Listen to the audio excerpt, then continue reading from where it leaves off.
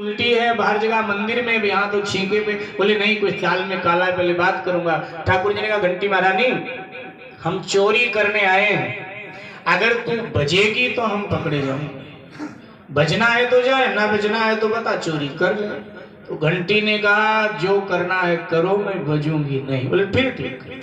अब तो देखा छींका ऊपर, बोले पैंचा कैसे जाए? ग्वालों ने कहा एक के ऊपर एक, एक के ऊपर एक, एक के ऊपर एक, सबसे ऊपर हाथ। तो एक ग्वाले पर दूसरा चढ़ा, दूसरे पे तीसरा, तीसरे पे चौथा, सबसे ऊपर भगवान।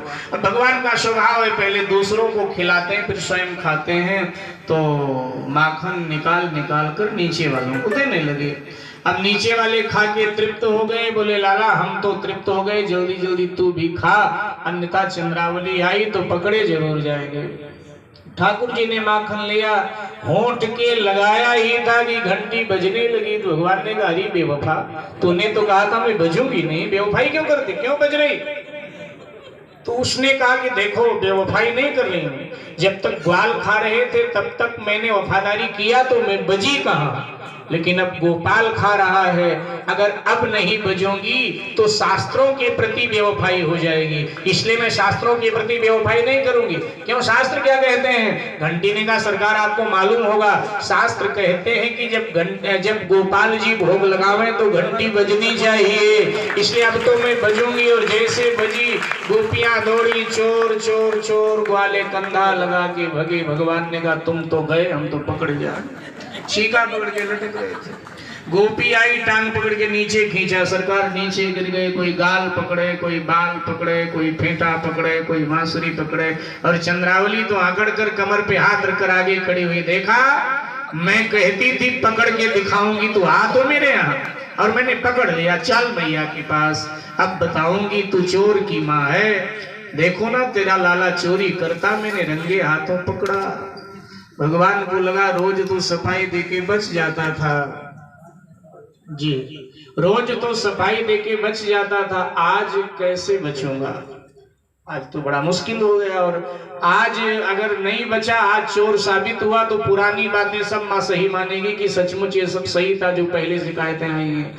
भगवान को लगा यहाँ मेरे सखा तो है नहीं जो बाद में मुझे चिढ़ावेंगे, अब जैसे तैसे इसके आगे हाथ जोड़कर गिड़गिड़ा कर छूट के चला जाऊं, कल की कल देखी जाएगी। भगवान ने कहा चंद्रावली तेरे घर का दरवाजा मेरे घर का दरवाजा एक जैसा, उसके चक्कर में तेरे घर घुस आया। चल ठीक है, लेकिन अंदर जब आया होगा तब तो पता चला होगा ना कि ये अपना घर नहीं, ये चंद्रावली का है। बोले पता तो चला, लेकिन मेरी आदत है भलाई करना सबकी। सो तेरे मटकी पे चींटी चढ़ रही थी, मैंने सोचा माखन में जाएंगी, माखन बिगड़ेगा गोपी का। मैंने अपने साथियों से कहा भैया कंधा लगाए कि मुझको ऊपर कर दो और हम चींटियों को नीचे गिराए दें। सो हम चींटियों को नीचे गिराए रहे थे और तू खामखा में चिल्लाने लगी चोर चोर, और हमें चोर बना दिया। खाया नहीं? ठाकुर जी ने कहा खाया कहाँ? अच्छा खाया तो सच में नहीं था, खाया कहाँ? तो उसने होंठ पकड़ा और कहा ये होंठ में लगा है लाला, तू कैसे झूठ बोल रहा?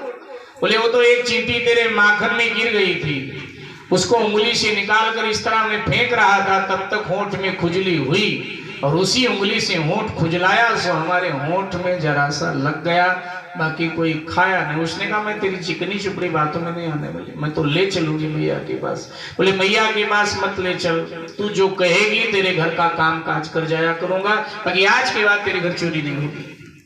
क्या काम कर जाओगे? यमुना से पानी भर के तेरे घर जितना चाहिए रख जाया करूंगा, तेरा चौका बर्तन कर जाया करूंगा, तेरे पूरे परिवार की रोटी बना जाया करूंगा, तेरे और तेरे खसम के कपड़े भी धो जाया करूंगा, लेकिन मैया के पास मत ले चल। गोपी ने कहा ना जी ले चलूंगी। इतने में उसका आदमी आ गया, उसने कहा ये क्या हो रहा है, ये तुम लोग क्या रोज नाटक करती हो?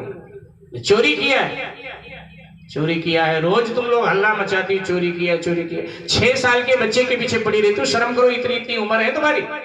अरे 6 साल उम्र थी ठाकुर जी, 6 साल का बच्चा रोज चिल्लाती चोरी चोरी। चलो कर भी लिया, बालक है, जैसे अपना बालक वैसे नंदराज जी का छोड़ दो। चंद्रावली ने कहा लगता है चोर मंडली में तुम भी शामिल हो क्या? कंस को पता चला ना तो छठी का दूध याद दिला देगा। लड़ गई है वो बेचारा, डर गया। पत्नी से तो हर कोई डर जाता है भाई, तो वो भी डर गया। पश्चिम बिहार वाले चाहे ना डरते हो, बाकी तो लोग डरते हैं, ये तो आप ही जानते हैं। भाई हम तो डरते हैं, इसलिए हमें लगता है सब डरते हैं। जय जय श्री राधे, जय जय श्री राधे, जय जय श्री राधे। तो बेचारा डर गया और उसने कहा कि ठीक है, दिमाग मत खराब कर, चल मैं चल रहा हूँ तेरे साथ। बोली तुम चलो नहीं, यशोदा जी मेरी बात नहीं मानने, चल चल रहा हूँ। बेचारा वो पीछे पीछे चल पड़ा, ये हाथ पकड़े पकड़े जा रही है बड़बड़ाती है। आज मैया को बताऊंगी, मैया रोज कहती थी मेरा लाला चोर नहीं, आज बताऊंगी कि मैंने रंगे हाथ पकड़ा। नंद जी का भवन बिल्कुल सामने था। इतने में देखा उसने कि उसके जेठ जी सामने से आ रहे हैं चंद्रावली ने। अब पुराने जमाने में जेठ जी या ससुर जी हों तो हमारी माताएं बहनें थोड़ा उसके मर्यादा रखती थी, तो माताओं बहनों का एक नियम सा था कि वो मर्यादा रखें, तो मर्यादा रखती थी। तो जैसे ही देखा कि जेठ जी आ रहे हैं तो उसने भगवान का हाथ छोड़ दिया और अपने घूंघट को थोड़ा सरकाने लगी। तो ठाकुर जी को अवसर मिला, उन्होंने उसके आदमी का हाथ पकड़ा और धीरे से उसके हाथ में थमाए दिया। खुद अंतर ध्यान हो गए, भीतर जाकर के वो सो गए। मैया से बोले मुझे नींद आ रही, मैया ने कहा जा भीतर सो जा, सो गए।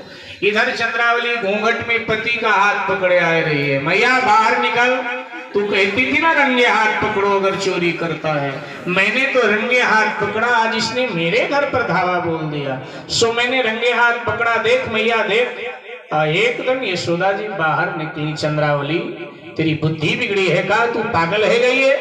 काहे का लाला? किसका लाला? मेरा लाला भीतर सोया है और तू खामखा में मेरे लाला को चोर बता रही है। तो चंद्रावली ने कहा आपका लाला भीतर सोया है तो ये कौन है? जोर का धक्का दिया, आदमी जाकर दीवार से टकराया। यशोदा जी ने कहा चंद्रावली तू पागल है गई है का? घूंघट हटा, माखन खसम खायो, उलाहना यशोदा के घर आयो, ये कैसा अन्याय कर रही है मेरे साथ रे? चंद्रावली ने घूंघट हटाया, देखा उसका आदमी। उसने कहा तुम कहाँ मरे आकर जी? उसने कहा अरे हद हो गई, उसी ने तो मेरा हाथ तेरे हाथ में थमाए दिया था और तुझे ये भी नहीं पता चला अकल की मारी कि ये अपने आदमी का हाथ है कि दूसरे का हाथ है? तुझे इतनी भी पहचान नहीं है। दोनों आपस में लड़ने लगे और जब दोनों झगड़ने लगे तो भगवान बाहर आ गए। बोले भाभी पाए लागो, भैया से काहे को झगड़ा कर रही हो? सेवा करती नहीं हो, भैया से झगड़ा अलग से करती हो।